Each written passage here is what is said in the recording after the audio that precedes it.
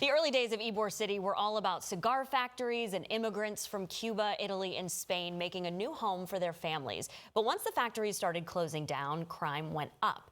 The district eventually turned into a destination for nightclubs and bars, but our next guest worked hard to turn it into a place for residents and businesses to thrive. Vince Pardo once served as the director of the Ybor City Development Corporation until his retirement in 2015. He is here with us today to give us his perspective on the past, the present, and the future of Ybor City. Welcome. Thank you. It's good to have you here. Yeah, good session today. Yeah, I know. This is all your stuff. The restaurant and the wine and the photographs. You said you've been to that exhibit and you really enjoyed it. Yes, yeah. very much so. So Ybor City is really in your blood. You were born in Ybor City. I was born there in what was the Don Vicente Hotel. It was the Gonzalez Clinic at that time. Mm-hmm. Yeah. Yeah, and then it kind of became your life's work. It was, I saw Dick Raker when he was mayor at a cocktail party, and he said, I want you to come run the Ybor Development Corporation. And I had been a volunteer in Ybor for like literally 20 years before that, Italian Club, the Chamber. And I said, well, you want to pay me for what I've been doing, a lot of what you do? Yeah. I said, well, you give me an offer I can't refuse. Yeah. So I went over that in 1999. Yeah, and then you got started there. And really, it was your vision to change that reputation of Ybor City. It was. You had Andre here earlier, Gunsmart. I was vice president of the Ybor Chamber for 3 years while her grandmother was president. And we used to talk about, we had Columbia at one end of 7th Avenue. We had at that time El Goya, which is a gay bar at the other end of 7th Avenue on 15th Street. I said, we need to fill in the middle. Yeah. And that was the vision at that time. This is the 90s. And when things started happening, they popped. So we went from trying to get people to come into Ybor City, within 3 years, it becoming a regional attractor. It was not unusual having limos from Orlando coming over. Right. And then we're wondering, what are we going to do with all these people on the street?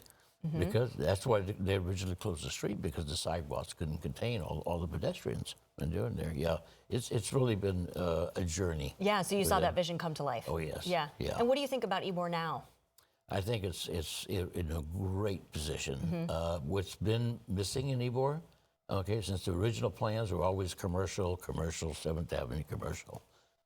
The residential has been the missing link, and that is happening now. And it's not only happening just in Ybor proper; it's happening in Channel District, it's happening in the new Gaswork District. It's happening, and that is really what brings it back to a neighborhood. I grew up in a neighborhood, right? You had everything there. You knew everybody, and do that. And that kind of environment is what's returning now with the residential. Yeah. Do you feel it's kind of all piecing together and becoming that neighborhood feel? Yeah. And because of the height restrictions, because of the historic district, because of the height restrictions, we knew we could never get the density like Channel Side or downtown because of that. So we can't have high rises. So getting that density has been a problem. But now the surrounding area is creating that density of people there. You get on the trolley and you go downtown, you come to Ybor City, come to the Channel District. And the Gaswork District alone is going to bring in about 1,400 new residents. Amazing. Yes, it's great. it is Listen, amazing. We can't have you here without talking about the Italian and the Cuban clubs. Why are they so important to have here? Number one, their history. They're the first HMOs in the United States, period. That's historic. And what they've done, the Italian club alone, when I became president in 1985, and within 2 years, we went through a whole paradigm shift of changing it from a mutual aid society to a historic and building restoration and cultural kind of society. And that's what it is. That's what it is today. They don't have they don't have a health program. We got rid of that. We said, you have Medicare now. You don't need this. I'm doing there. So each club has had its own journey, and as far as how it's transitioned over the years and what it is to its members now. And doing there. And you want people to be involved? Of course, yeah. How do they do that? Clubs. Well, the buildings need it. The buildings are historical masterpieces, and a lot of money to keep up, to restore it, and then keep it up. When I got the first grant for the Italian Club, there were 64 windows in the Italian Club, and most of them are like French doors. So it's not cheap. Just to do the windows alone, it's a very expensive thing.